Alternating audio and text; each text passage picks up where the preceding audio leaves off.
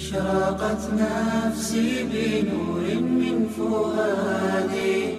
استحب قوم الصلاة للزلزلة والريح والظلمة وغير ذلك من الآيات قياسا على كسوف القمر والشمس لنصه عليه الصلاة والسلام على العلة في ذلك. Ya.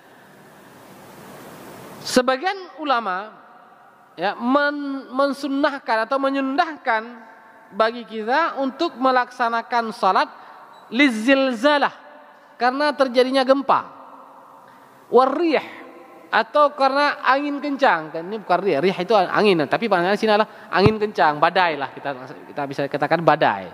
Ya, bukan angin biasa. Ya. Kemudian wazulmati, gelap. Makna gelap di sini nggak ada bintang. Sama sekali bulan nggak ada, bintang nggak ada, atau tiba-tiba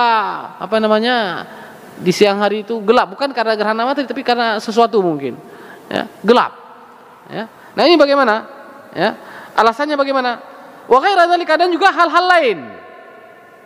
Ya, wa ghaira dzalika minal ayati, hal-hal lain yang menjadi bagian daripada tanda-tanda kekuasaan Allah. Misalnya apa? Tiba-tiba mungkin daerah kita dipenuhi oleh binatang. Apakah itu pegeseng atau apakah itu belalang seperti yang pernah terjadi pada kaum Nabi Musa dulu, ya kan? Nah, ini juga merupakan bagian daripada tanda-tanda kekuasaan Allah. Kenapa? Tidak biasa terjadi. Masa tiba-tiba banyak belalang yang mungkin jumlahnya ribuan.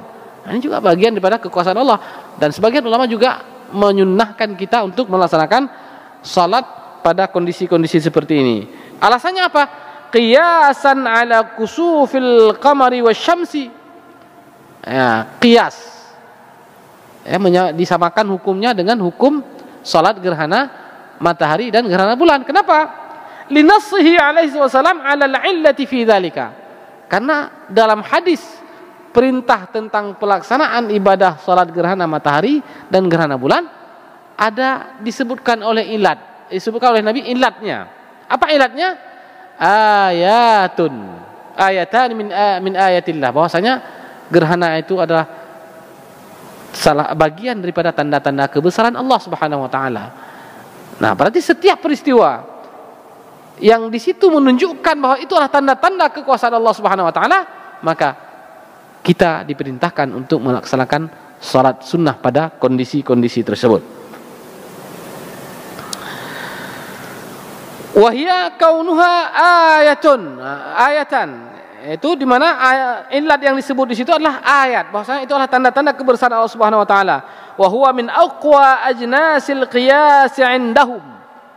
Nah, karena di situ jelas-jelas disebutkan tentang ilatnya di dalam perintah pelaksanaan ibadah salat gerhana matahari dan gerhana bulan, maka ini menunjukkan bahwasanya itu di antara qiyas yang paling kuat adalah qiyas kepada suatu hukum yang pada hukum tersebut disebutkan ilatnya.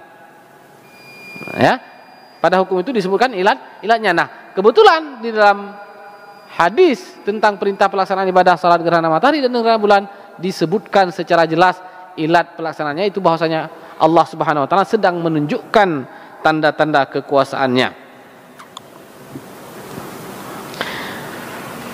Li'annahu qiyasul illati allati nassa 'alaiha.